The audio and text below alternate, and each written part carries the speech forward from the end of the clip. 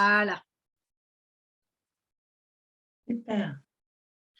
Voilà. Et donc, comme tu étais en train de le préciser, Magali, effectivement, on va aujourd'hui faire une formule un peu différente et on a décidé d'ouvrir cette rentrée un petit peu des classes cette année-là sur un thème qui nous tient à cœur, comment sortir un petit peu des faux débats autour du haut potentiel intellectuel. Pourquoi? Parce que vous avez tous et toutes certainement entendu parler de ces 8 derniers mois d'une grosse, même 9 derniers mois d'une grosse effervescence journalistique autour des hauts potentiels intellectuels avec des titres forts comme les HPI n'existent pas, l'arnaque au HPI, etc., etc. Le business des HPI, pardon. Tout à fait. Donc, voilà, tous ces thèmes qui tournent autour des hauts potentiels et une forte remise en question qui a quand même amené une énorme déconstruction de l'information et une énorme confusion. Donc, dans tout ça, il y a des choses, effectivement, qui sont vraies, d'autres qui le sont moins. Et pour nous, en tant que thérapeute, on en a beaucoup parlé avec Magali, puis avec d'autres professionnels, c'est qu'il est important de remettre en question, bien sûr, des choses, des pratiques, etc. Mais on a vu tellement de confusion qu'on a même vu des anciens patients revenir à demander si vraiment ils étaient HPI, si ce n'était pas une arnaque, si est-ce qu'on n'avait pas… Bref, donc cette confusion, malheureusement, elle a amené des déconstructions parfois d'individus, revenir dans des souffrances identitaires fortes. Donc voilà, la question, c'est vraiment d'aller repositionner un petit peu les débats. Et là, aujourd'hui, donc c'est pas de faire une conférence, mais ça va être de vous demander, on va partir de vous, d'accord? Parce que nous, on a déjà fait ce travail avec nous-mêmes, donc on est OK avec ça. Mais on a plus envie de partir de vous et de vos questionnements, de vos interrogations, d'accord? Qu'est-ce qui peut-être, à travers les informations que vous avez lues, reste encore dans la confusion ou on déconstruit des choses à tort ou pas d'ailleurs, et on a besoin de partir de vous. Donc, ça va être vraiment beaucoup plus en interaction. Et pour celles et ceux qui le préfèrent, vous pouvez soit poser les choses dans la discussion, soit on interagit ensemble avec grand plaisir. Oui, étant donné qu'on n'est pas nombreux, on peut en profiter pour discuter en direct. Hein. S'il y a trop de monde, on vous dira, mais là, pour le moment, c'est bien comme ça. Donc, effectivement, il est important de se dire qu'est-ce que ça a provoqué, tout ça, tous ces remous. Eh bien, ça a provoqué des réactions difficiles à la fois chez les personnes qui sont concernées ou qui se croient concernées, qui ne savent pas encore, enfin, toutes celles qui réfléchissent autour du thème, et y compris chez les professionnels qui étaient un petit peu dévariés face à toutes ces questions, face à toutes les personnes qui les sollicitaient avec des questions nouvelles parce qu'on entendait vraiment beaucoup de choses comme on vient de le poser. Alors, peut-être, on peut démarrer bien sûr sur différents sujets, mais peut-être avez-vous, vous, déjà certaines questions qui vous titillent, certaines questions qui sont importantes pour vous et que vous aimeriez mettre en avant pour démarrer ce débat, cet échange entre nous, en direct ou dans le chat, comme vous voulez. Ou ceux qui vous a donné envie de venir à cette conférence ce soir, à cette réunion.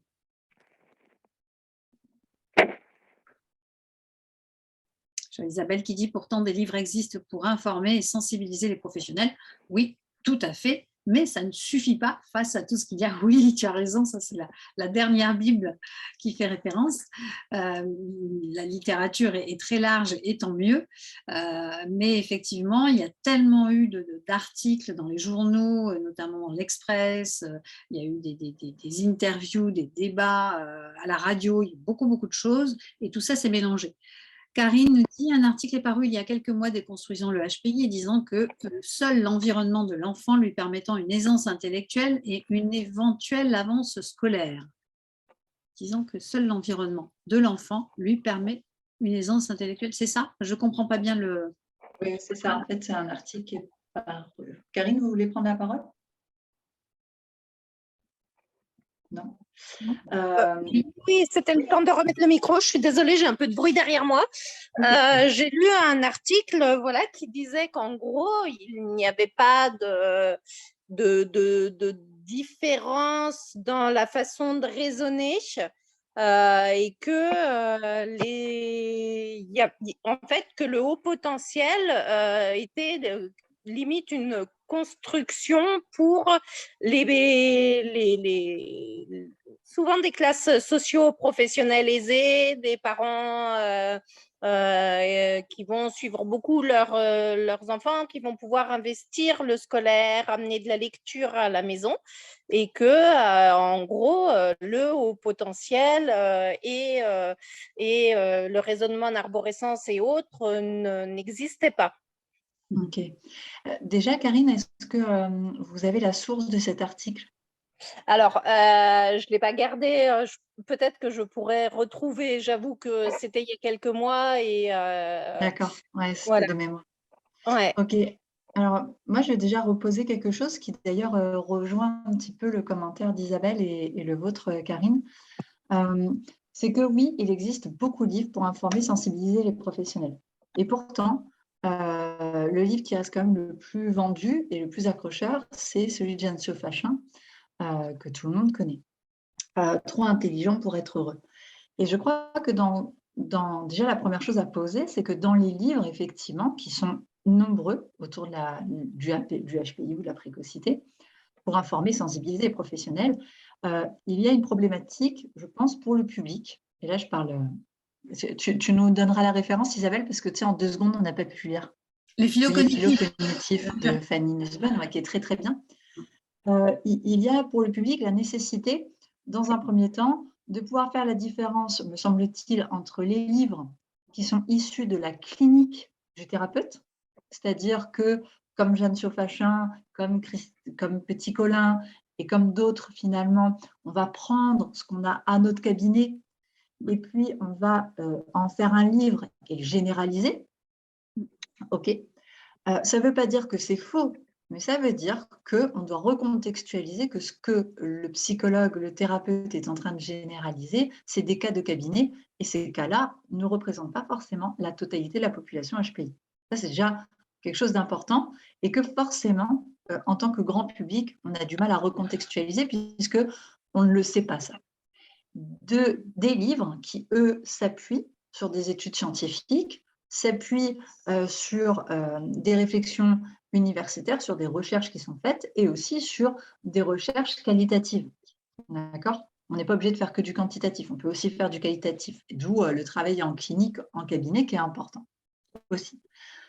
Donc déjà, ça, c'est fondamental, parce que ça permet de pouvoir déjà un peu reclassifier, re-ranger les informations.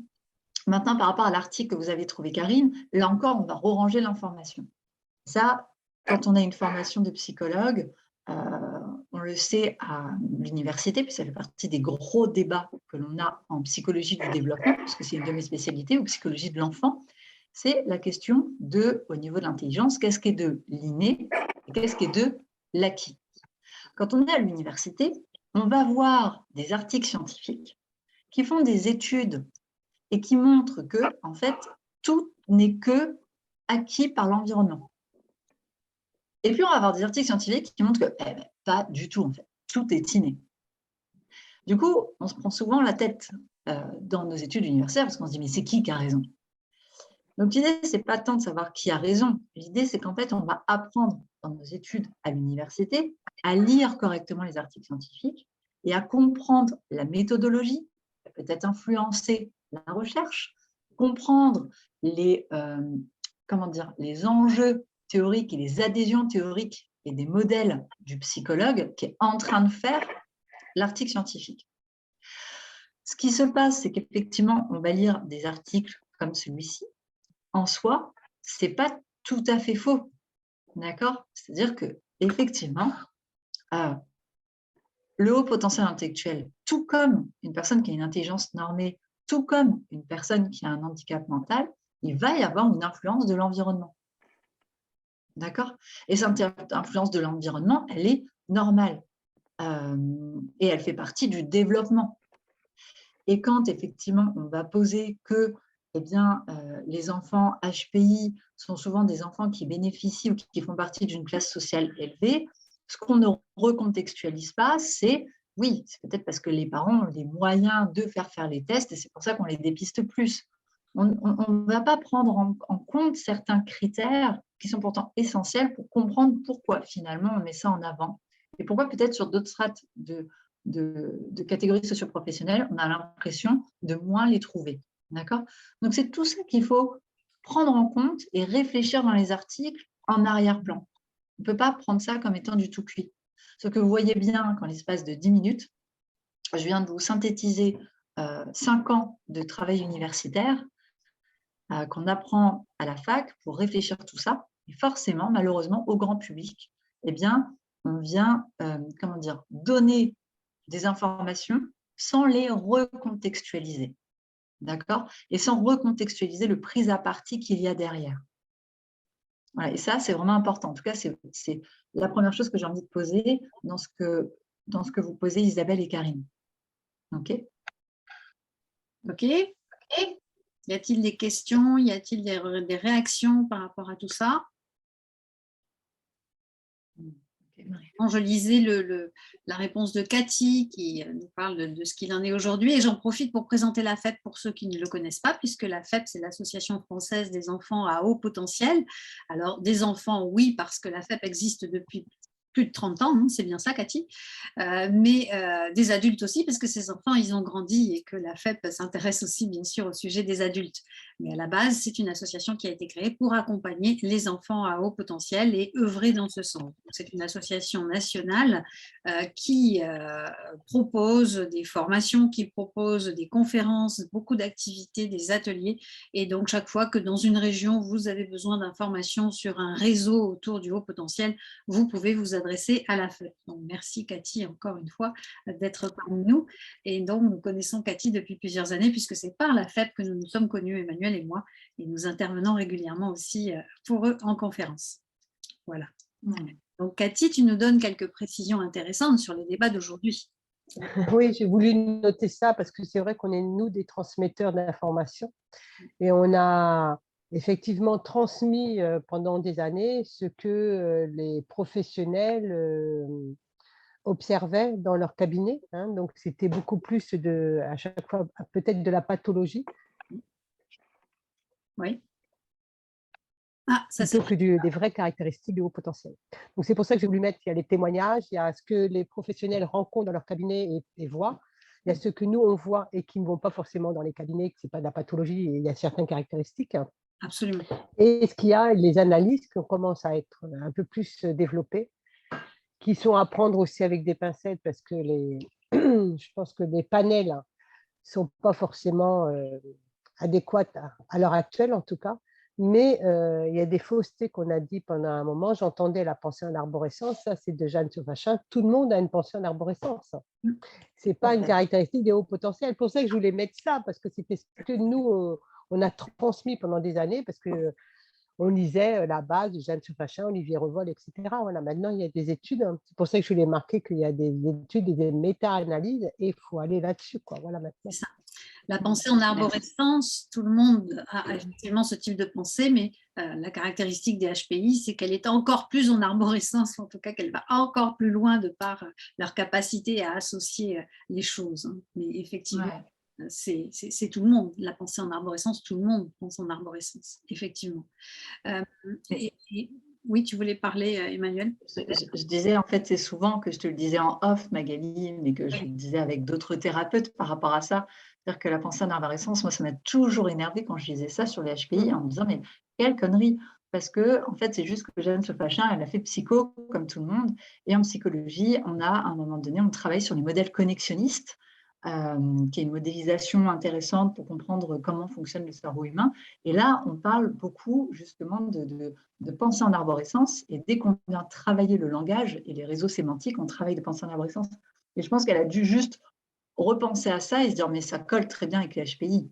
Voilà. Et tout ça, en fait, c'est vraiment ce que tu poses, Cathy, c'est un problème de contexte. Je crois que dans le débat, à l'heure actuelle, une des premières choses, c'est pour ça que j'étais un petit peu antiquinante, mais la première chose, c'est recontextualiser. Voilà, recontextualiser les théories, recontextualiser les modèles, recontextualiser ce qu'on est en train de lire, parce que c'est ça qui va permettre de recontextualiser du coup la donnée et des fois de s'extirper un petit peu pour se dire, OK, qui dit ça?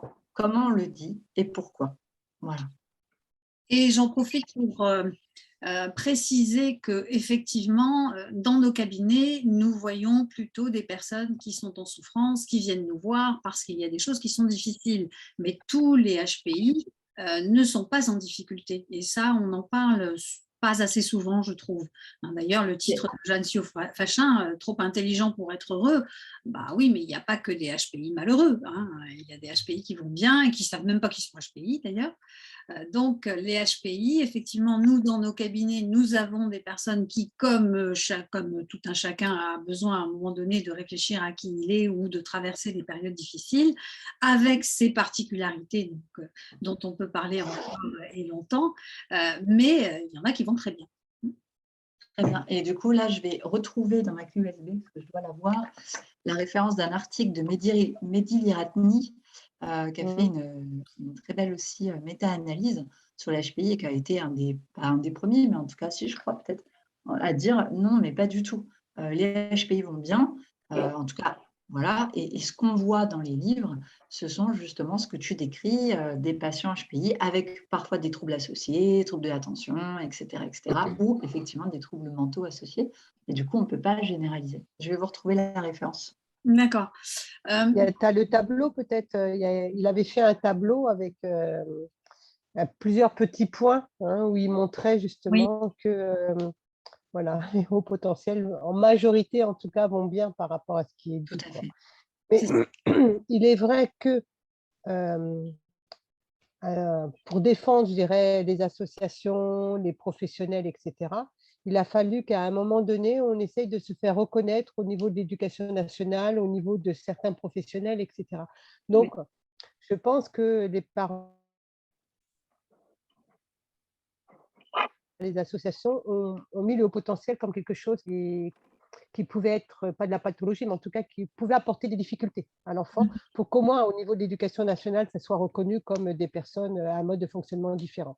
Et du coup, ça a dévié sur plusieurs choses et pas forcément tout le temps dans le bien, quoi. Bien sûr, bien sûr. Je vous ai mis dans le chat des références d'articles justement pour étayer ce qu'on est en train de Ouais, dire. ça tombe bien, toi, je ne savais pas que vous alliez parler de ça, mais moi, je suis en train de préparer justement une conférence que je fais sur Orléans dans 15 jours, 3 semaines, justement sur les mythes, les faussetés, les faux caractéristiques données, justement, et les Ratni et compagnie, je les ai lus, relus, revus, décortiqués lors de leurs conférences, etc. Et c'est vrai que c'est assez intéressant, quoi. C'est une autre ouverture, en tout cas. Ouais, Absolument. tout à fait. Absolument. Du coup, tu pourras prendre les références là. Du coup, Isabelle, j'ai lu ta question. Comment expliquer alors le burn-out chez certains HPI? Est-ce que tu pourrais repréciser ta question parce que je ne la comprends pas dans le contexte du faux débat des HPI? Oui, parce qu'on parle de ceux qui vont bien, ceux qui ne vont pas bien, et tu dis comment expliquer les burn-out chez... Voilà, ben, on peut les trouver. J'entends, mais je voulais juste que Isabelle recontextualise pour ne pas passer à côté et comprendre le lien en fait. Tu nous entends, Isabelle? En fait, il faut que tu enlèves le micro. Ouais. Tu as mis... Ah, tu n'as plus de micro, tu n'as pas de micro? Juste en bas de l'écran, tu l'as pas? Ah, ça y est. Oui, ça y est. Tu peux parler? Ah bah non. Ah, c'est dommage. Ah, bah tant pis. Tant pis pour nous. Ok. Du coup, toi, tu as compris le sens de la question, Magali, parce que moi, je le saisis En pas le fait, sens. si je comprends ce que tu veux dire, Isabelle, c'est comme on est en train de dire que nous, on reçoit particulièrement les personnes dans nos cabinets qui ne vont pas forcément bien et qu'il y a des HPI qui vont bien. Isabelle nous dit, mais alors comment expliquer les burn-out chez certains HPI? Eh bien, Emmanuel va argumenter davantage, je suppose, parce que c'est vraiment quelque chose qui est son sujet fétiche. Mais ce que je peux en dire, c'est que comme dans toute la population, il y a des gens qui font des burn-out, mais qui soient HPI ou pas HPI déjà. Donc, tout le monde peut être concerné par le burn-out. Donc, ça, c'est une chose. Maintenant, on peut détailler la question si tu veux, Emmanuel. Je te laisse prendre la suite. Alors, je veux bien les détailler. C'est pas que c'est pas que je suis une enquiquineuse, ou peut-être ce soir, je sais pas, il y a l'enquiquineuse en moi qui est sortie, je sais pas. Dans ce cas-là, je suis désolée. Euh, je lui dirai d'aller un petit peu ailleurs la prochaine fois. Mais du coup, le thème du débat, c'est comment sortir des faux débats autour du HPI. Effectivement, tu viens de recontextualiser que tout le monde en fait fait des burn-out, des burn-out, des burn-out, et pas plus spécialement les HPI que les autres. Euh, du coup, je vois pas trop ce que j'ai à expliquer en fait. Bon, Enfin, dans le sens où, tu vois, enfin, j'arrive pas à saisir, ou peut-être il faut que tu m'expliques Magali, j'arrive pas à saisir je pense en que quoi le faux débat remet en question ça. ok. En fait, Bon, j'arrive alors, pas à le saisir. c'est à côté peut-être du sujet, effectivement, parce que on parle du sujet et qu'on a envie de réponse. Hein, Isabelle avait Ouais. envie de poser cette question-là. Mais en tout cas, tout ce qu'on peut en dire, c'est qu'effectivement, tout le monde peut être sujet à ce type de problème et que c'est pas lié au HPI. Seuls les HPI ne font pas des burn-out. D'accord? Par contre, si tu veux, Isabelle, effectivement, un peu plus d'explications sur le burn-out, etc., dans ce cas, il n'y a pas de souci. Je pense qu'on fera une conférence Oui. ou, tu vois, sur le burn-out de manière spécifique et comment il s'exprime effectivement chez les personnes à haut potentiel intellectuel. Et c'est quelque chose Tu vois. que l'on développe dans notre formation, puisque pour ceux qui ne nous connaissent pas, Emmanuel et moi avons créé une formation qui s'adresse aux professionnels de l'accompagnement, aux professionnels de santé, aux professionnels des ressources humaines et aux professionnels du management et de l'éducation. Cette formation tient compte de nombreux sujets et développe de nombreux sujets, dont le burn-out de façon très spécifique. Nous avons dans toutes les parties de notre formation beaucoup de choses à aborder dans celle-là. Mais du coup, si je continue et que je problématise autrement, parce que voilà, pour la reprendre par rapport à notre thème, finalement, la question qui j'ai l'impression, est sous-jacente, peut-être je me trompe, en tout cas, c'est la question qui est sous-jacente à beaucoup de personnes, c'est, bon, bah, comme on est en train de remettre en question le haut potentiel intellectuel, finalement, quelle est sa validité dans l'expression des troubles, etc. Et ça, j'ai envie de dire, c'est pour le coup une question qui est importante, puisque Cathy a très bien exprimé et très bien expliqué et resitué, c'est ce que nous on fait d'ailleurs pendant toute notre formation, je pense qu'Élodie peut le confirmer, hein, je suis une enquiquineuse là-dessus, c'est de bien expliquer que le haut potentiel intellectuel, ce n'est pas un trait de personnalité. D'accord? Ça, on en entend aussi partout, des thérapeutes qui veulent se faire de l'argent. Oui, c'est une réalité. C'est ce que vous lisez sur Internet, les articles. Et je pense que c'est ça l'intérêt qu'il y a eu dans le soulèvement du débat HPI. Ça a été quand même et ça c'est cool, de mettre un coup de pied à la fourmilière pour dire attention, quoi. Il y a un méga business, les gens ils se font du fric en or parce qu'en fait, il y a un mal-être qui est là, un désœuvrement des personnes à se connaître. Et du coup, on entend quand même des conneries, moi, en off, parce qu'on ne le dit pas trop, mais Magali m'a entendu pester, je pense, un nombre de fois incalculable, sur des thérapeutes qui disent « Oui, non, mais faites pas de test HPI, en fait, vous avez une personnalité HPI, moi, je vais vous faire un test que moi-même j'ai inventé. » Non, mais c'est pas possible, d'accord?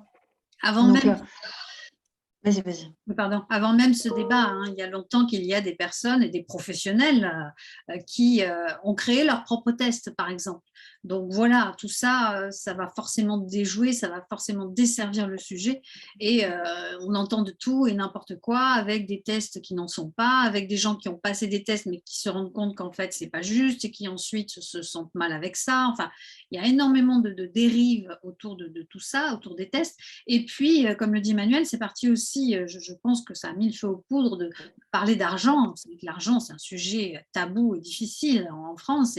Et quand beaucoup de gens se sont rendus compte de ce que coûtaient les tests selon où on les passe, forcément, ça a fait jaser.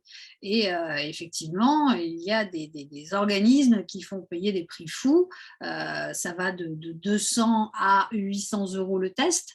il y a quand même un gros décalage. Et pourtant, le test, Emmanuel est là pour nous le préciser, puisqu'Emmanuel, en tant que psychologue, fait passer des tests et connaît bien le sujet et peut justement argumenter là-dessus sur le fait que un test est un test, qu'il soit à 200 ou à 800 €, à mon sens, avec tout ce que j'ai appris sur le sujet, c'est toujours le même protocole, c'est toujours le même travail, sauf que, bien sûr, il y a certaines personnes qui le font avec plus de finesse que d'autres, avec plus de profondeur que d'autres, avec des détails qu'on ne trouve pas partout. Mais en tout cas, ça ne justifie pas certains prix très, très élevés. Non, ça ne le justifie pas. Et puis, donc, dans la recontextualisation du débat, c'est quand même au mois de janvier, cette enquête qui a été faite sur Cogitose, qui a mis un gros coup de pied dans la fourmilière. Donc, et pas pour rien, puisque pour moi, avoir été formée aussi au test complémentaire de Zülliger, en fait, on sait que le test complémentaire de Zülliger, c'est une grosse fumisterie. Ils n'ont pas terminé la validité et du coup, ils utilisent quand même le livre de cotation du Rorschach pour terminer le test de Zülliger. Donc, bref, donc oui, il fallait bien qu'il y ait un coup de pied dans la fourmilière. Et heureusement, parce que ça va permettre aussi de remettre du vrai et du faux, permettre aux gens d'arrêter de payer 500 € un test, de croire que Cogitose, parce que c'est Jeanne Saufachin, c'est elle qui a toute vérité, et de revenir sur le contexte scientifique de ce que c'est le haut potentiel intellectuel. C'est ça. Et là, c'est ça qui est important, parce que c'est ce qu'on pose tout le temps avec Magali, ce que tu viens de recontextualiser, Cathy. Le haut potentiel intellectuel n'est pas une personnalité, c'est une structure cognitive. D'accord? Au même titre que quand on parle du handicap mental, on n'a pas une personnalité d'handicap mental. On a un fonctionnement intellectuel avec un handicap mental. Et bien, le haut potentiel intellectuel, c'est pareil, c'est un fonctionnement intellectuel qui montre des hauts potentiels et qui montre que sur des compétences cognitives, c'est-à-dire des compétences qui permettent de rendre intelligible le monde, eh bien, on va avoir des personnes qui vont avoir des structurations cognitives avec des rapidités, des temps de traitement différents, avec des manières de connecter autrement les informations aussi entre elles. Voilà ce que ça veut dire. Bien sûr, ces différences, elles peuvent amener parfois de la souffrance ou pas. Elles peuvent amener des manières forcément de concevoir, de vivre et de ressentir le monde différemment. Mais voilà, on va reposer les bases. Et c'est ça qu'il ne faut pas oublier en fait dans le haut potentiel. Et que le haut potentiel peut s'accompagner de troubles associés. Parce que je pense que Magali, tu peux l'attester, Cathy aussi, plein de personnes, Élodie aussi, qui travaillent, Isabelle, qui travaillent avec les hauts potentiels intellectuels. Le nombre de fois que j'ai entendu dire « Non, mais en fait, moi, je suis haut potentiel, je ne peux pas être, je sais pas moi, je peux pas être psychomaniaco-dépressif. » Ah bon? Et pourquoi? Parce que je suis haut potentiel. Ah non, ça ne se passe pas comme ça en fait. Là, vous parlez d'un fonctionnement intellectuel et après, on parle de troubles cognitifs associés comme un trouble de l'attention ou de troubles mentaux. Mais le HPI ne protège pas d'avoir une dépression ou de je ne sais pas quoi. Donc, tout ça, c'est hyper important à recontextualiser parce que beaucoup de personnes ne comprennent pas ce que c'est le haut potentiel intellectuel. Ça n'est pas une psychopathologie, mais ça n'épargne pas des psychopathologies. Je veux dire comme ça. Peut-être on pourrait, Emmanuel, pour reprendre aussi autour de tout ce qui se dit dans le sujet, peut-être en quelques mots, les origines de pourquoi on en est venu à développer ce sujet du haut potentiel. Parce que ce qu'on entend beaucoup dans les médias depuis ce remue-ménage de ces derniers mois, c'est que oui, on fait des tests à tort et à travers, tout le monde veut se tester, tout le monde se dit à haut potentiel, on entend beaucoup ça. Donc, peut-être on peut en profiter, je ne sais pas ce que tu en penses, pour rappeler que ce n'est pas quelque chose qui se consomme comme ça, juste pour le plaisir. Tiens, je vais voir si je suis à haut potentiel, comme, je ne sais pas, moi, je vais voir si je suis rousse ou si je suis brune, quoi. Ce n'est pas quelque chose qui se passe comme ça, c'est quelque chose qui advient à un moment où ça peut aider une personne qui a besoin soit de mieux se connaître pour avancer par rapport à un parcours de vie, soit à développer autrement ses apprentissages parce que justement son fonctionnement cognitif vient à lui poser quelques difficultés, ou des difficultés relationnelles ou des difficultés autres. Enfin bon, il y a tout un tas de choses qu'on développe et dont on a déjà parlé. dans les précédentes conférences, pour ceux qui ont suivi. Mais en tout cas, tout part de quelque chose qui est posé. Ça n'est pas juste une idée, tiens, je vais voir si mon enfant est à haut potentiel. Hein, c'est pas comme ça que ça se passe. Et j'ai entendu des choses comme ça et j'ai lu des choses comme ça ces derniers temps, tout autour des débats. Alors, je te rejoins et en même temps, pas tout à fait vraiment. C'est-à-dire que tu vois, dans ma réalité clinique, mais c'est juste ma clinique, hein, d'accord, je ne dis pas qu'elle est généralisable, mais dans ma clinique, j'ai quand même eu, tu vois, depuis que j'exerce, donc depuis très longtemps, ça ne me rajeunit pas, je veux dire, des parents qui quand même viennent parce que leur enfant, tiens, pas plus tard qu'il y a 2 mois, tu vois, leur enfant est un petit peu curieux et puis surtout avec les autres, tu vois, il n'est pas forcément très sociable, bref, et on reprend tous les petits critères et la personne dit, moi en fait, je pense qu'elle est au potentiel. L'hypothèse, c'est ça. On fait le test et non, ce n'est pas le cas. Donc là, on est vraiment obligé de parler de ce qui se passe sur le plan éducatif, c'est-à-dire comment les parents éduquent leur enfant, qui fait que du coup, l'enfant a ces critères ou ces symptômes, on va pousser plus loin.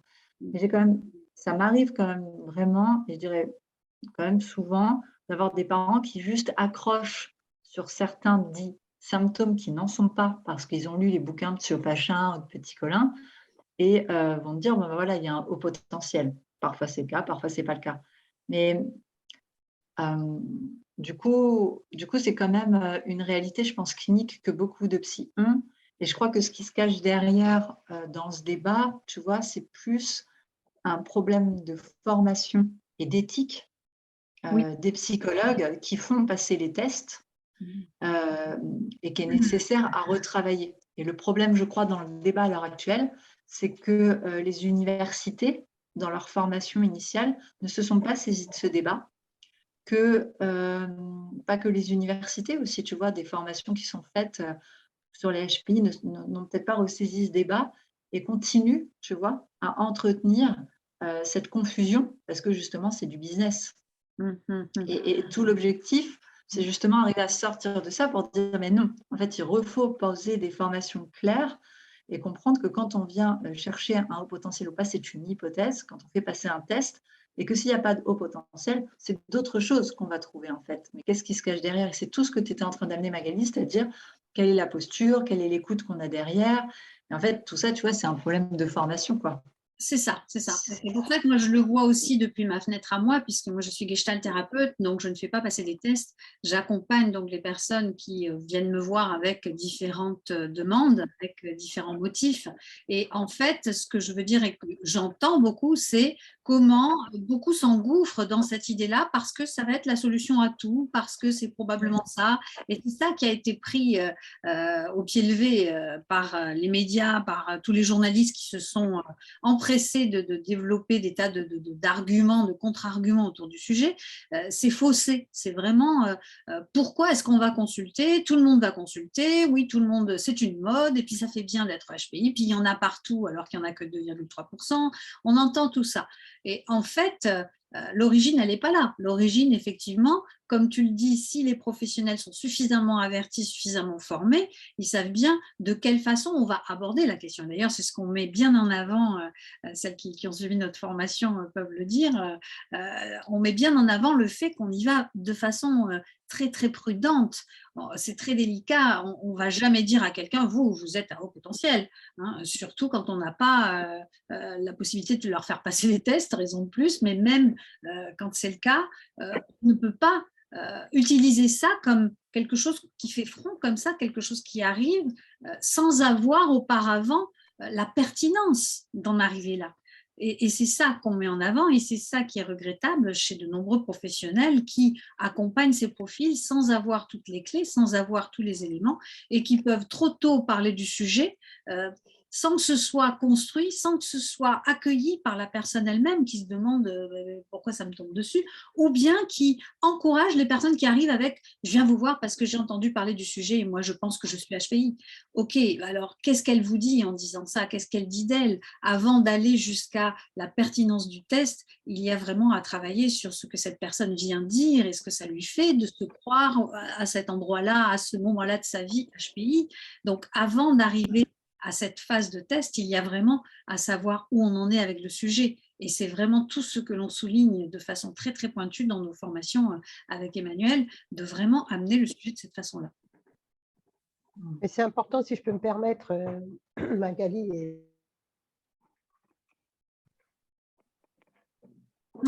pour moi, je trouve, c'est que les médias ne sachent pas identifier vraiment les experts et que la lumière qui est donnée pour l'instant sur le haut potentiel, elle est vraiment braquée que sur les problèmes.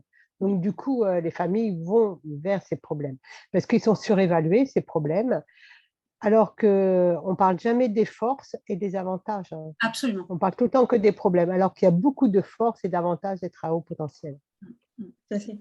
Et puis, une des doléances, moi, que j'ai en tant que thérapeute, c'est qu'avant qu'il y ait tout ce bordel médiatique, mais en même temps qui est nécessaire, encore une fois, parce que je pense que ça va permettre d'épurer tous ces abus de business qui sont faits. Oui. Mais la problématique de fond, moi, que j'ai, et c'est pour ça d'ailleurs qu'on a fait cette formation avec Magali, et que moi je suis à fond dans cet engagement, c'est que déjà dans la psychiatrie française, le haut potentiel n'est pas pris en compte. Parce qu'il y a une aberration, c'est-à-dire que sur la courbe de Gauss, on veut bien prendre en compte le handicap mental, on veut bien prendre en compte le fonctionnement d'une intelligence normale, mais on ne veut pas prendre en compte l'autre côté de la courbe, ce qui est quand même incroyable. Et du coup, j'ai peur qu'effectivement, enfin j'ai peur, non, je le constate déjà, que tout ce débat qui dénigre le haut potentiel intellectuel desserve encore plus les petites évolutions qui étaient en train de se mettre en place autour de la reconnaissance du haut potentiel intellectuel dans l'expression des troubles. Et c'est vrai qu'il va y avoir, tu vois, Cathy, c'est pour ça que c'est hyper important, un vrai travail de fond sur remettre le débat, réexpliquer ce qu'est le haut potentiel, réexpliquer ce que sont les troubles associés, les troubles mentaux, mais surtout aussi quand même exprimer en quoi, comme tu le posais Isabelle, comme d'autres le posent, en quoi quand même un trouble associé, quand il se pose sur un terrain d'un fonctionnement HPI, s'exprime à des moments différemment qu'une personne qui a un fonctionnement intellectuel normal ou qui a un fonctionnement intellectuel en termes de handicap mental. Et ça, c'est des études qui n'existent pas encore en France. Et ça va être hyper important de s'en saisir parce que sinon, on va avoir encore plus une grosse régression de prise en charge en fait, de cette population. C'est ça. Et ça me donnait l'idée des questions essentielles à se poser. Donc, peut-être vous avez envie de débattre autour de ça. Quelle est la question essentielle ou l'une des questions essentielles quand on s'intéresse au sujet, quand on se demande si on doit aller dans le sens du test? Qu'est-ce qu'il y a à découvrir et quelle cause ça sert ou à quoi ça sert, à qui ça sert? Est-ce que vous vous posez ces questions-là? Pour moi, faire un test, c'est un point de départ, de toute façon, sur un questionnement qu'on a sur nous-mêmes ou sur notre enfant. Oui. Pour moi, c'est le point de départ. C'est ce que je dis aux parents. Ce n'est pas pour dire il est plus intelligent ou autre. C'est qu'on se pose des questions sur peut-être certains troubles ou autres qu'on a constatés chez notre enfant. Et c'est un point de départ sur la recherche de ce qu'on va trouver. Le test, ce n'est pas que pour évaluer l'intelligence. Enfin, Emmanuel peut le dire, et vous décryptez beaucoup plus de choses dans un test qu'à haut potentiel. Absolument. C'est vraiment situer la personne. Tu voulais répondre, Emmanuel? Non, j'atteste ce que vous êtes en train de dire, vraiment. Oui, et comme tu le dis, Cathy, il y a à la fois une réponse qui peut être apportée à une difficulté rencontrée, notamment dans les apprentissages, où on va peut-être mettre à jour certains troubles, peut-être ou pas. Et il y a un point de départ qui est la connaissance de soi. Et notamment chez les adultes aujourd'hui, c'est souvent ça qui est mis en avant. C'est si je n'ai pas la bonne carte pour connaître mon monde et mon univers, je vais avoir du mal à avancer. Donc, c'est vraiment un point de départ important dans la connaissance de soi, parce que même si on a déjà fait un travail sans avoir ce filtre-là, avec ce filtre-là, c'est quand même plus efficace.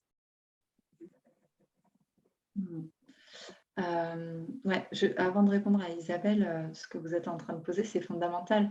Mais du coup, effectivement, ça nécessite que le psychologue qui fasse passer les tests ait une connaissance poussée des compétences cognitives qui sont testées lors du test. Et la réalité de terrain que je critique depuis beaucoup de temps, et qui est une réalité, c'est que beaucoup de psychologues cliniciens qui n'ont pas forcément choisi d'aller faire la cognitive ou d'autres spécialités en psychologie se mettent à faire des tests parce que forcément c'est lucratif et derrière ne vont pas se saisir de l'importance de la restitution comme une occasion pour accompagner la personne à mieux se connaître. Qu'elle soit HPI ou pas HPI, en fait, on s'en fout. Mieux connaître son fonctionnement cognitif. Comprendre pourquoi à des moments ça match, pourquoi des fois j'ai des difficultés, qu'est-ce qui se passe, etc.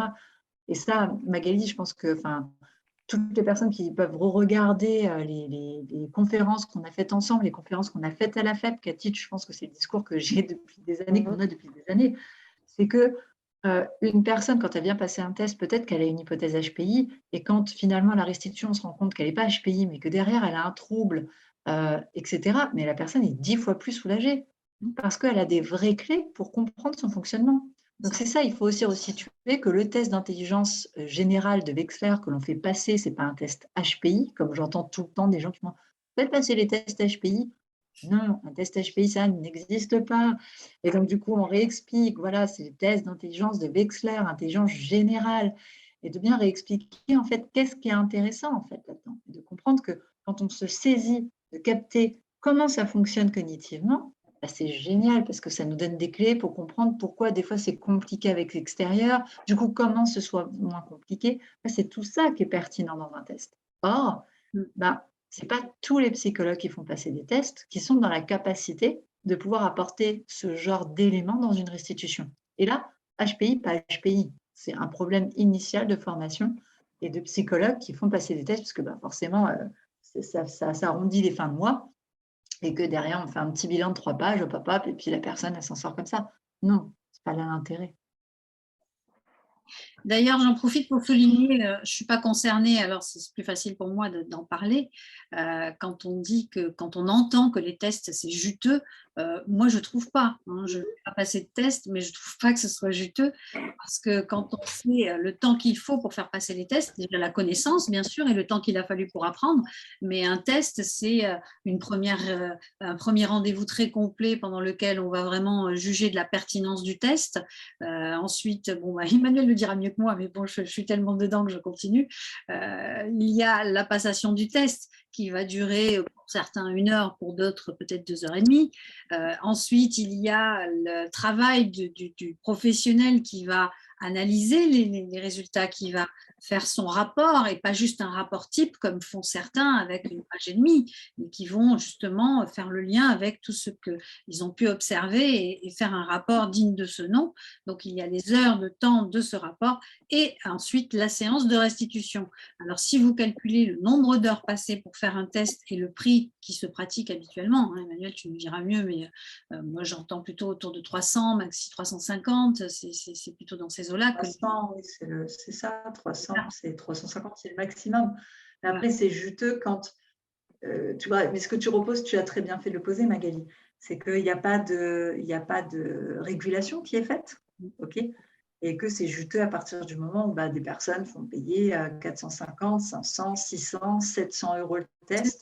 C'est juteux pour des personnes qui créent la confusion dans la population en mélangeant les caractéristiques cognitives des hauts potentiels avec justement des personnalités HPI, et où du coup on dit mais non, en fait finalement tu as une personnalité ZEV ou tu as une personnalité HPI, et que là on invente des tests à 400 euros le bilan parce qu'on est soi-disant le spécialiste des personnes ou la spécialiste des personnalités HPI. Bref, c'est là où en fait où le commerce est juteux, tu vois. Et c'est ça qui n'est pas cool. Et heureusement, finalement, qu'il y a eu quand même ces débats. Mais il faut quand même aider la population à entendre que, oui, quand vous voyez un psy ou une psy qui vous dit « Hey, en fait, vous avez une personnalité HPI, fuyez, en fait. » C'est ça. Et effectivement, nous, on le voit, excuse-moi Magali, on voit quand même qu'il y a beaucoup d'abus et il y a beaucoup de choses juteuses. Quand tu vois certains comptes rendus, on a l'impression que ce n'est même pas de l'enfant qui parle, c'est du copier-coller, et ils se sont même trompés peut-être dans… Enfin, il y a des choses de certains de vos collègues qui sont limite… très limite, quoi, je dirais. Voilà. Mais des fois même plus que très limite, en fait, Cathy.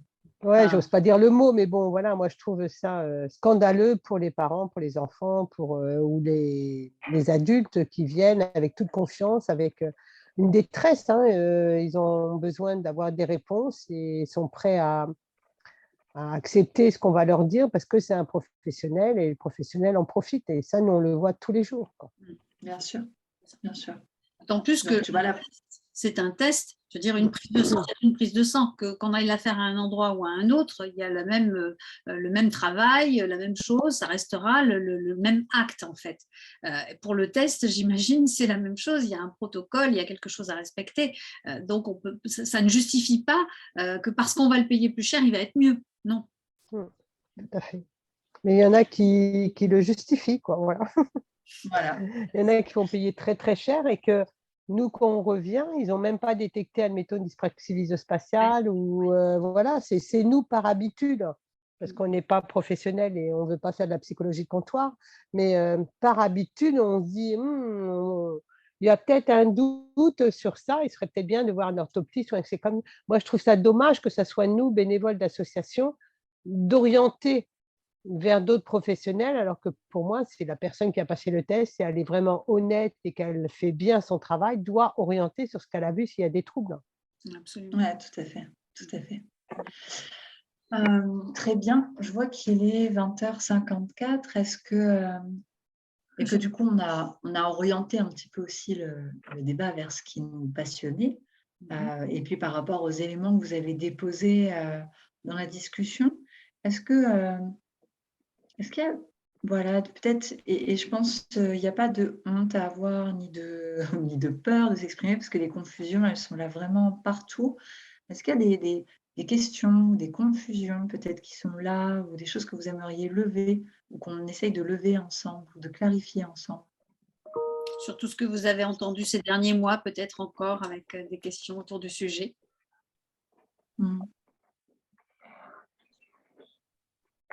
Isabelle souligne le fait qu'il est indispensable de voir d'autres professionnels comme des ergothérapeutes, neurologues, orthophonistes, audiologistes. Oui, tout à fait. Et c'est aussi des choses que l'on prône dans notre formation et que l'on met bien en avant, hein, de vraiment pouvoir élargir à l'ensemble des professionnels et non pas s'enfermer dans une seule voie, une seule spécialité. Et comme le dit Cathy, il y a du sur-mesure à faire. Il y a des personnes à qui certaines pratiques vont convenir plus qu'à d'autres. Et donc, nous avons, nous, en tant que professionnels, à orienter et à définir et à sentir ce dont la personne peut avoir besoin en fonction de comment elle réagit et de là où elle en est. Une des choses...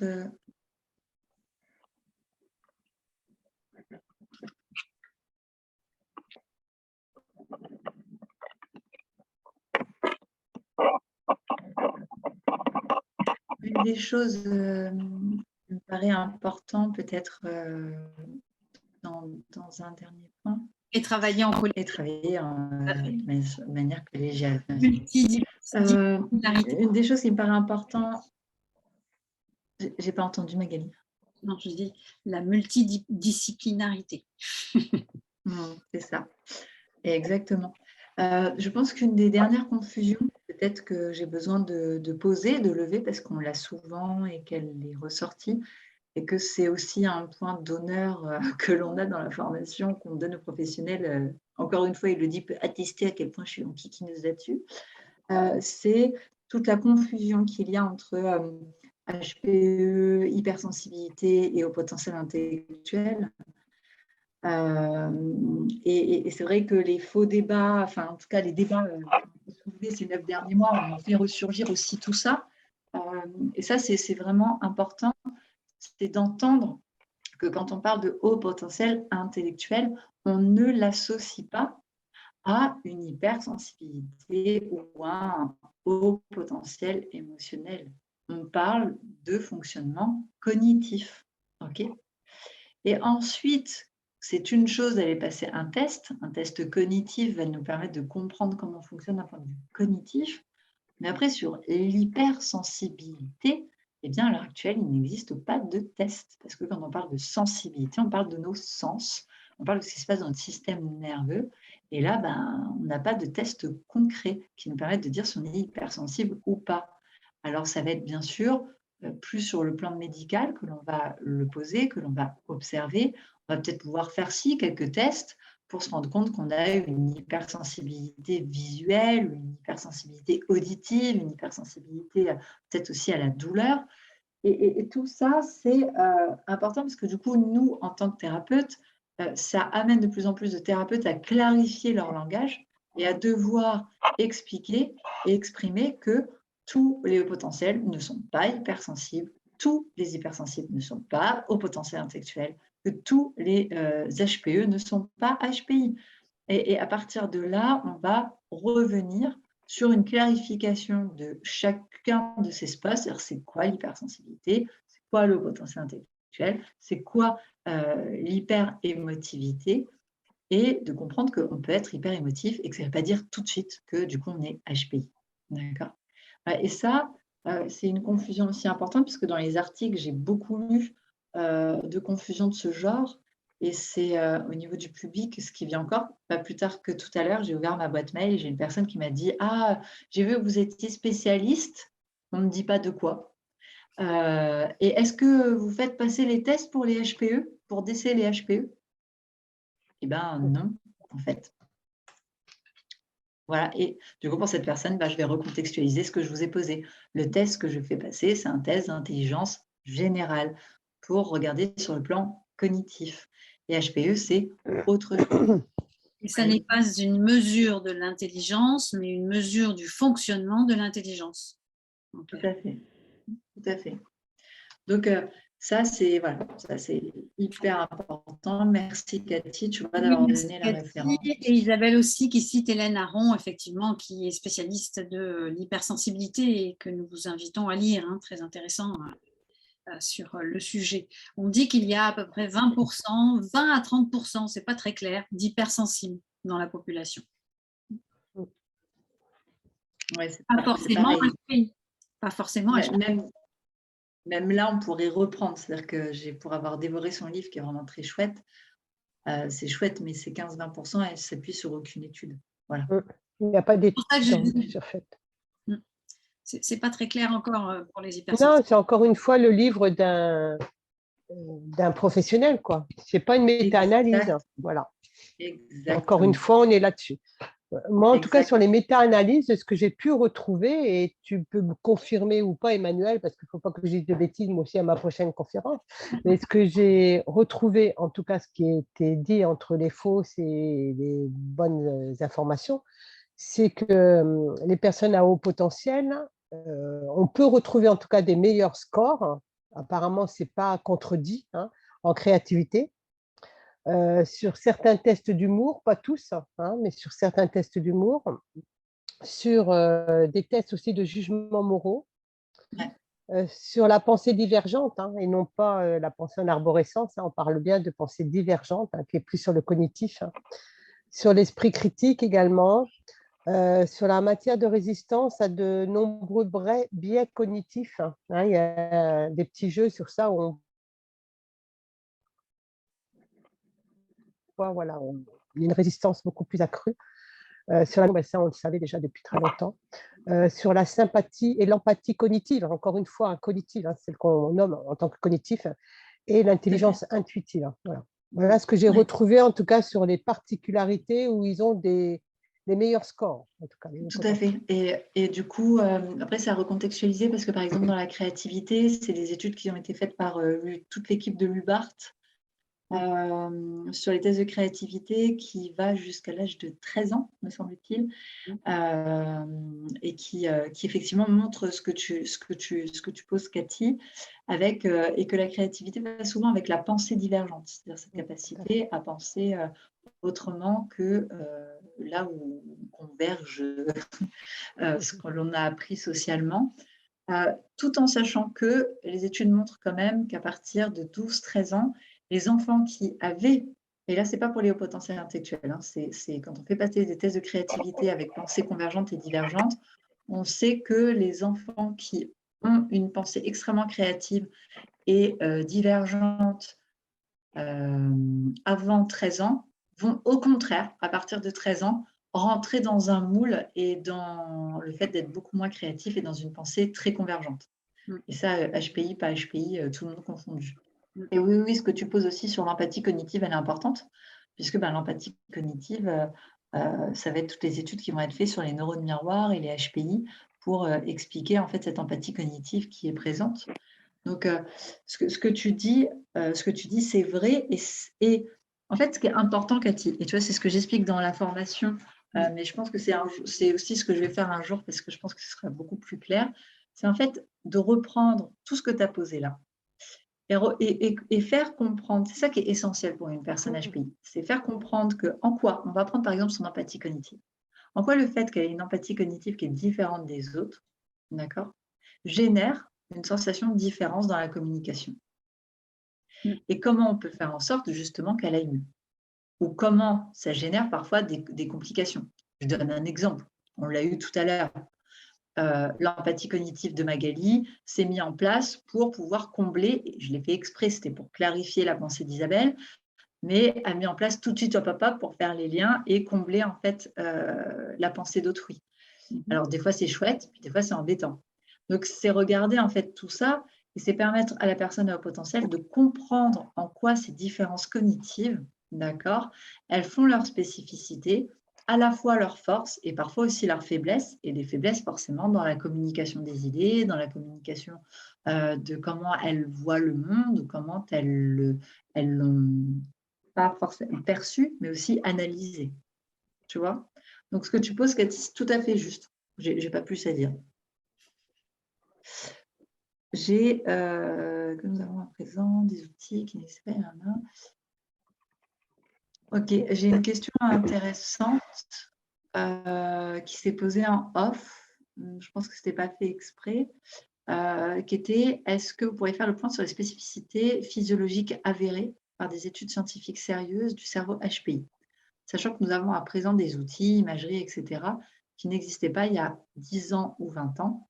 Ce fonctionnement cognitif différent se voit-il dans les structures cérébrales? C'est une très bonne question. Je ne la vois pas. Là, je n'ai pas... Ouais, mais je pense que ce n'était pas fait exprès en message direct de moi, d'une personne qui me l'a envoyé. Donc, du coup, là, moi, je n'ai pas... comment dire? Je n'ai pas les références sur moi là, donc je ne peux pas les donner comme j'ai fait là tout à l'heure. Ce qui est clair, c'est que oui, on a des avancées au niveau de l'imagerie cérébrale, d'accord, et que oui, il y a certaines études qui vont montrer des spécificités pour les hauts potentiels intellectuels. Et du coup, ces études-là, elles sont importantes puisque c'est comme expliquait Cathy, c'est ce qui va poser, il n'y a pas de souci, c'est ce qui va poser les différences scientifiques sur lesquelles on va pouvoir, comment dire, attester le haut potentiel. Donc, quand on lit toutes ces conneries qui sont dites, le haut potentiel, d'accord, il y a des différences qui sont là, des différences physiologiques, des différences dans les compétences cognitives.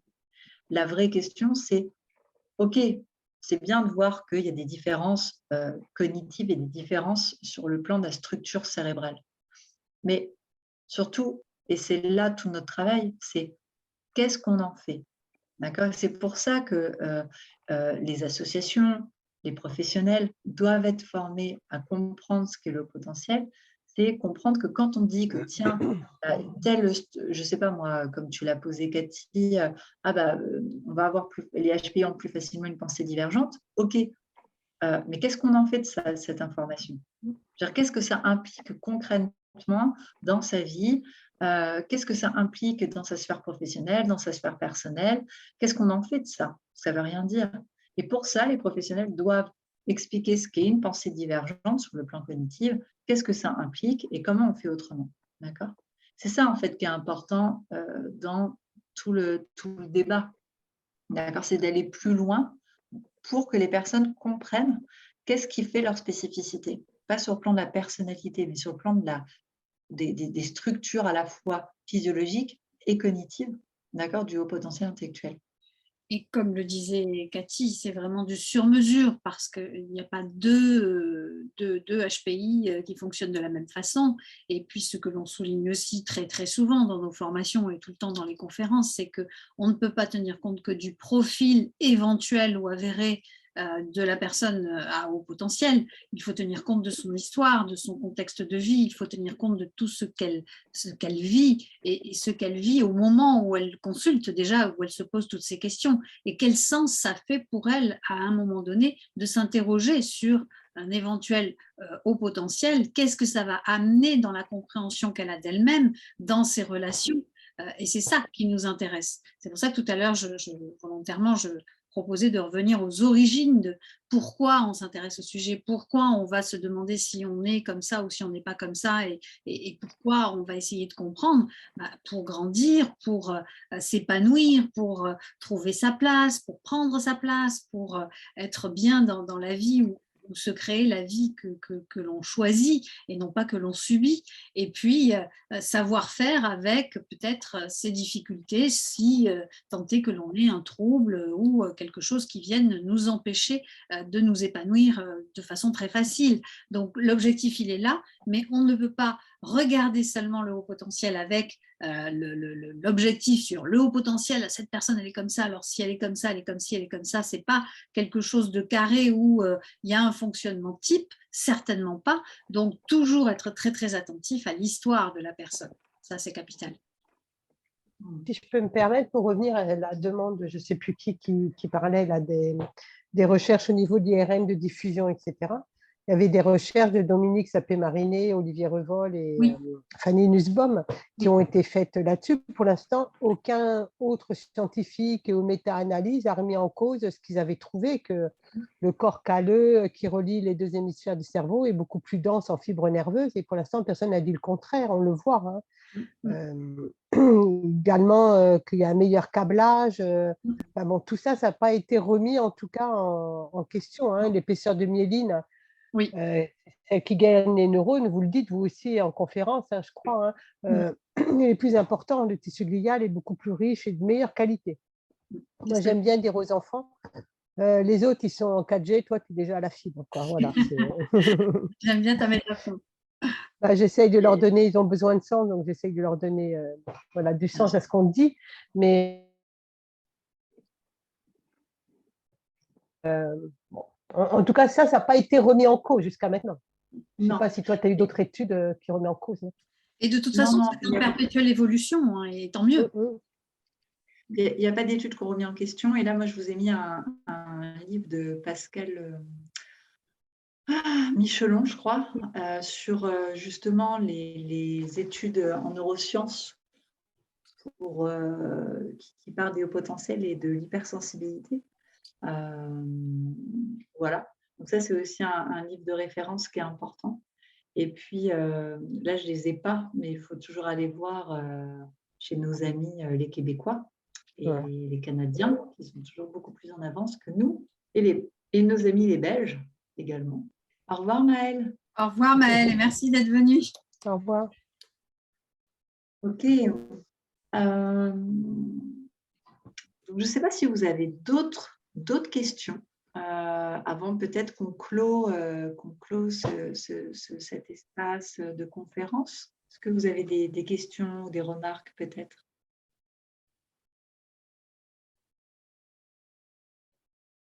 On a fait un tour assez complet, mais bon, je pense. Des questions spécifiques. Non, il n'y a pas de... Isabelle parlait du docteur Michel Habib. Effectivement, il a écrit également. Oui, qui est à Marseille. Donc, vous voyez, il y a quand même pas mal de références, de points d'appui qui se font de plus en plus, et tant mieux pour clarifier le débat. S'il n'y a pas d'autres questions, personnellement, je tenais à vous remercier de cet espace-là qui s'est fait entre nous pour pouvoir essayer de reclarifier, de reposer un petit peu ce débat. Merci, Karine, pour la référence. Ah oui, merci. Et je tenais vraiment à te remercier, Cathy, de ta présence, parce que finalement, tu vois, c'est c'est un débat qu'on a fait à 3 et c'était très enrichissant de t'avoir tu vois, dans ta structure, dans ta réflexion. Quelque chose que j'ai toujours apprécié chez toi et dans ce que tu donnes à la FEP, tu vois, cette profondeur de recherche, de référence. Et donc, je te remercie d'avoir pris ta place avec nous. Je te remercie de m'avoir accueilli, oui, surtout que je me suis un petit peu intégrée. Mais moi, j'aime bien vous écouter, j'aime bien vous entendre, j'aime bien voilà, toutes vos analyses. Tu sais, voilà, toutes tes recherches aussi, Emmanuel. Je sais que tu es très pointilleuse et tu es titilleuse, enquiquineuse comme moi je peux l'être et qu'il y a des choses qui me plaisent aussi. Et donc, voilà, moi je trouve que c'est très bien d'échanger. On peut avoir des maladresses les uns et les autres. On peut avoir dit des faussetés à un moment. Et il faut qu'on bouge avec eux, quoi, voilà. Exactement. On n'est que des transmetteurs, nous, en tant qu'association, de toute façon. Hein. Aujourd'hui, on dit ça, demain, on va peut-être encore dire autre chose. Hein. Bien sûr, mais c'est une belle humilité, tu vois. Et du coup, à la fois ton témoignage que tu as posé là, tu vois, par rapport à la FEP, mais surtout, je te parle toi personnellement dans tout ce que tu viens d'apporter aujourd'hui. Merci beaucoup. Tu vois, je trouve que Moi, c'est j'aime hyper partager important. mes recherches, quoi. Je sais pas que c'est pas que pour moi uniquement. Il faut aussi aider les parents, les adultes Absolument. qui sont en recherche de questionnement, quoi. Tu vois, j'ai beaucoup étudié aussi Dabrowski et je pense qu'il y a des choses qu'on devrait reprendre sur Oui, Dabrowski parce absolument. que Complètement. moi, enfin, il y a des choses qui m'éclairent et bon, voilà, quoi. Mm. Et c'est vrai qu'il commence à en reparler, hein.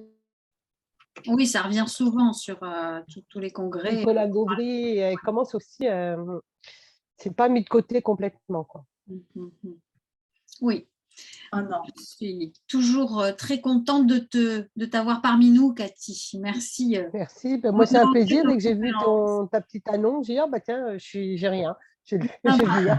C'est sympa pour la rentrée.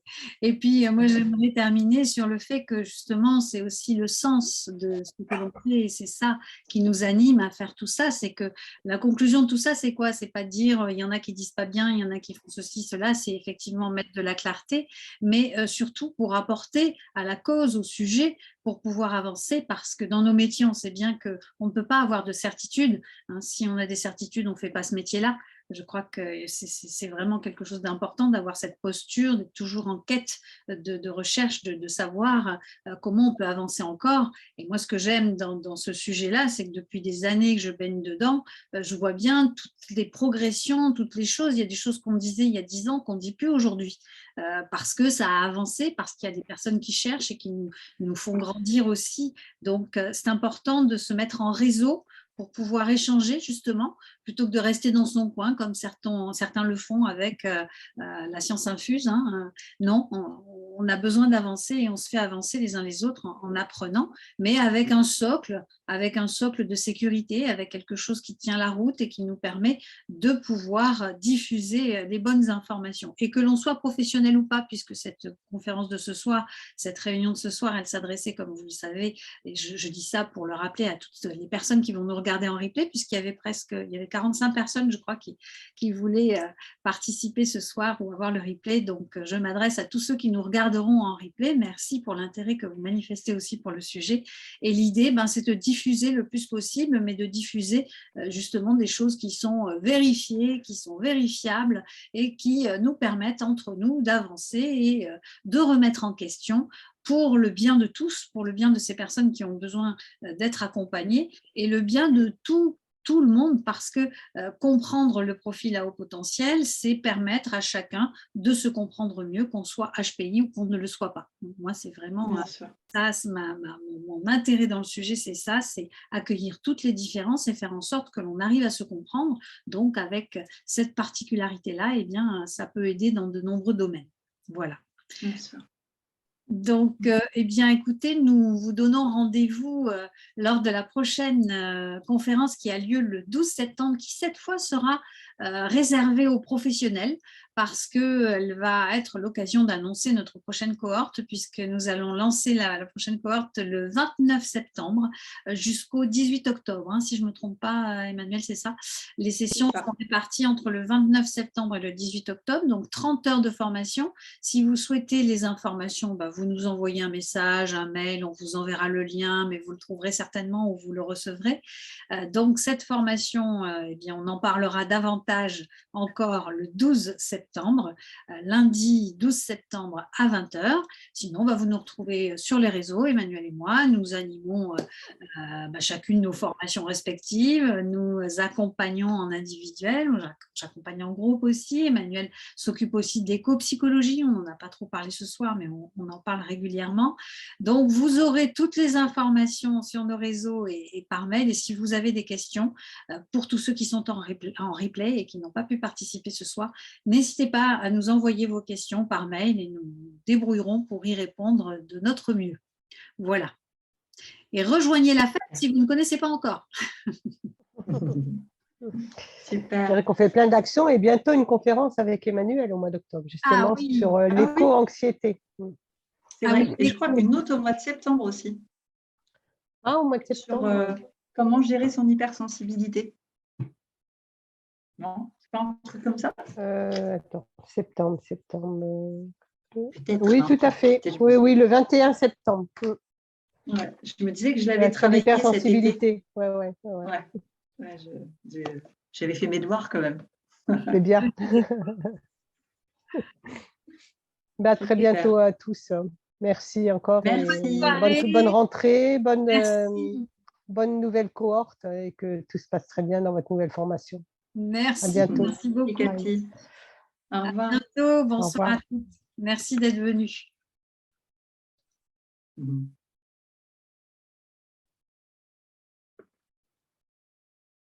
Ah, il y a l'enregistrement. L'enregistrement, attends, il faut que je le retrouve. Hop là, je suis pas sur le même ordinateur que d'habitude, donc ça y est, on va couper. À bientôt.